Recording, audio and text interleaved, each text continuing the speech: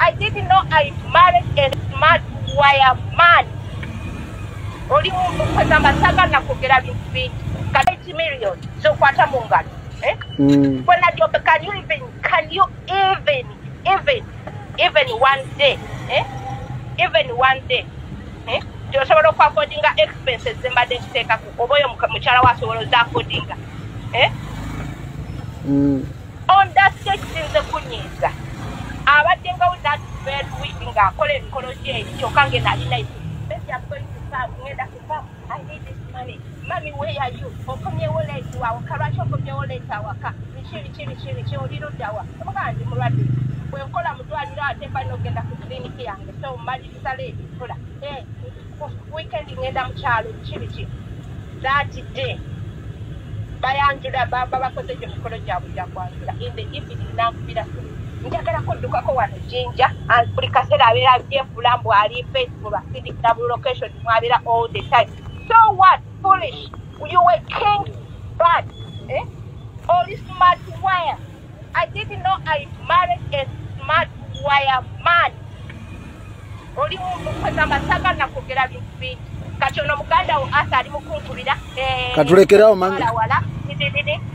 Mwala munyarwanda. Kyakubiri bamujja ku speak hotel bagati. Mukazzi kumanya omanyira ne testers ba testing disanga bagenda okwebakako. Nse naziweereza. Mubadde Dubai in 2 weeks time. Naka kaboya akachempuko yambadde omusajja wo wa lugambo wo zambo omusajja wo wa lugambo buli kimu akinsindiga sente zange zemubaddeko okiwulira ekisinga okunuma tosobola wakajja omanyira nadyo palina omukazi e Canada gwe wamuwuliddeko ng'ayogera bawulira banvuma kubanga bakimanyi who is me in Nadyope's life nabiki bye mbakoledde nze maama w'abaana ba Nadyope nze bulamu bwe nze mukyala we owaddala gobobozze n'olugezigezi lwo ng'otandika okuvuma abantu kabaka n'okuwasa abakazi bayagala okiwulira but alina okubawasa omukazi gw'osanzeewo muwe respect totandika kumuvuma okiwulira totandika kumuvuma omusajja ennyini gw'ogamba gw'okiraininga mbu simanyi gwe Nabagereka whatsoever the thing wuliriza omusajja agamba bamuforcinze bamuteddeko pressure ye takulinako kankubuulire kankwatulire okitegere takulinako omusajja siryaliko tomanyi myaka gye mbaddewo tomanyi lyembonyebonye naye tomanyi lye tuyisembuga otandika kumva ebintu ebyo byonna tebyandituuse wano we bituuse nze nabadde nesirikidde eryange nga ndi eno saagala nakumanya nina obudde butono nnyo naye mukazi gwo bwotandise okusindika abantu banvume weeraga mu sente zange mwe weeragira jovia babadde nga bakutwala ku KFC sente ani abadde nga aziweereza ye mwezimanyi baniisi bagadanga bafuna za accident nga mbadde mbajjanjaba lwaki temuvaayo ne mwogera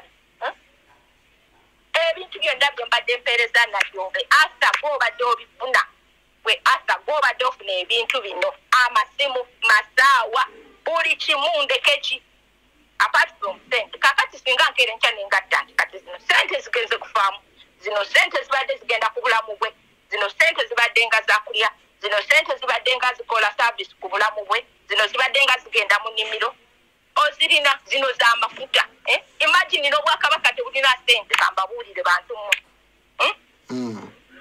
naye nze nsirise ebyo byonna tebyandivuddeyo nsirise gwe oba bagenda kuwasa oba tebagenda kuwasa kimanye bajja kuteeka wali eringa kifaananyi mu lubiri omwami owange akomewo wano era ada ne tutuule tutereke okiwulidde lekeraawo okummanyira ebyo byokola mbu onvuma simanyi onnumisa nze ndi mugumu nnyo n'ekirala nze maama w'abaana ba Nadyobe ekirinjawukanya n'omwami owange kuli bakufa twasayininga okiwulidde mu bulungi ne mu bubi kati bino is just a matter of time bw'obozze okusoka tolina sente omusajja tusobola mumenteinga asala enviri za $5,000 masaji wa $6,000 special treatment za $5,000 every week kati sobalamu since 2015 up to today sente meka wejovyo zino zinzirise